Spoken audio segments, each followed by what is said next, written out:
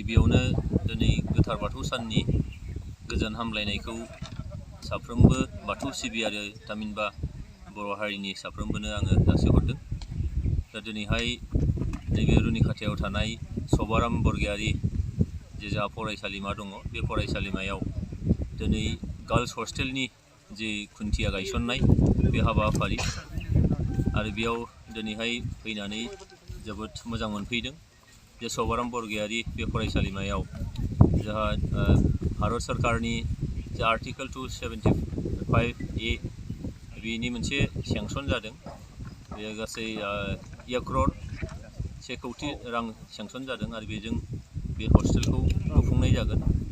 दा बेयाव मिजिं खालामदों जे जोङो सभाराम बरगयारी जे फरायसालिमा बे फरायसालिमायाव गोजान गोजाननिफ्राय जायफोर फरायसाफ्रा बिसेसकरि हिन्जावसा फरायसाफ्रा जे फरायनो फैयो बिथांमोनहा थांलाय फैलायाव जोबोद मोनसे उसुबिदा जायो आरो बे उसुबिदाखौनो दिनैहाय गैया खालामनो थाखाय दिनै जे सेंसन बेयाव मोननो हादों। आं मिजिं खालामदों बे सेंसननि गेजेरजों बे न'आ मोजाङैनो मजबुतैनो लुफुंजागोन आरो जोंनि जे गार्ल्स स्टुडेन्टफोर दङ जायफ्रा गोजान गोजाननिफ्राय थांलाय फैलाय खालामनायाव उसुबिदा जायोमोन बिथांमोनहा बे हस्टेलावनो थानानै मोजां मोनसे सोलोंथाइ लानो हागोन आरो बिथांमोनहा भबिष्यताव जोंनि सुबुं धोन मोनसे जागोन। बेखायनो जि न'खौ बेयाव लुनाय जागोन हस्टेलखौ बे न'आ जाहाथे मोजाङैनो लुफुंजायो क्वालिटि जायो बेखौ आङो नांजाबफानाय जोंहा कलेजनि गोरायुं दङ, टिचार स्टाफ दङ, बिनि सानसुमै बिथांमोन दङ, गासैखौबो जाहाथे जोथोन लागोन आरो जोंनि जाय बे हाबाफारिखौ मावगोन हाबाखौ मावगोन बिथाङाबो जाहाथे क्वालिटिखौ जाहाथे मेनटेन खालामनानै जोंनिनो मोनसे पारमानेन्ट मोनसे एसेट्स जागोन। जाय एसेट्सआनाखि सभाराम बरगयारी बेनि गोसोखांथियाव बानायनाय जे फरायसालिमा बे फरायसालिमाया जाहाथे बयजोंबो बाख्नायजाथाव मोनसे जानो हायो। बेखायनो आङो बेखिनिखौनो खावलायदों जाहाथे खामानिया मोजाङै जागोन। कमप्लिसना मालासिमाव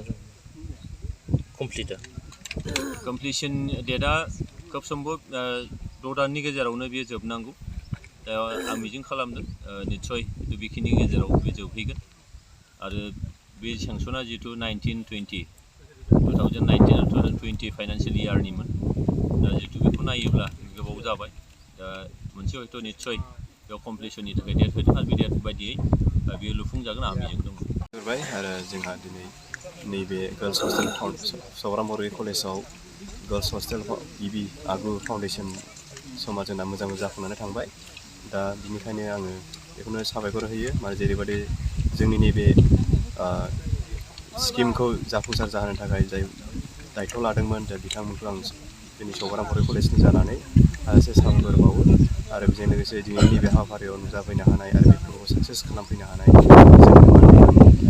जयन्त बसुमतारी सारखौबो आं गोसो गोरबोनिफ्राय साबायखर होयो आरो बेजों लोगोसे जोंनिनो DCCनि चेयारमेन बिथांखौबो आङो साबायखर होयो आरो बेजों लोगोसे जोंनि BCDC चेयारमेन आरो गोबां बिबानाव थानाय जोंनि आनसलिकनि सेक्रेटारि आरो क'क्राझार चिरां दुवारनि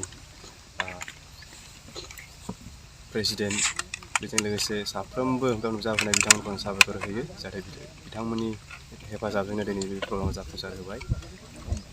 बयस हस्टेलनि प्रयजन गैया? बयस हस्टेलनिथ' प्रयजन दङ जोंना गोबां गामियारिनि जोंनिया बेयाव स्टुडेन्ट दङ बिथांमोनाबो साइकेल गानानै फैयो गोबां खस्थ' लानानै फैयो। जा इयुननि फैबाय थानाय समाव आसा खालामदों जाहाथे बेफोरनि सुबिदाखौ खालामलांनाय जागोन आरो बिथांमोननि थाखायबो जों सुबिदाखौ खालामनो नाजागोन।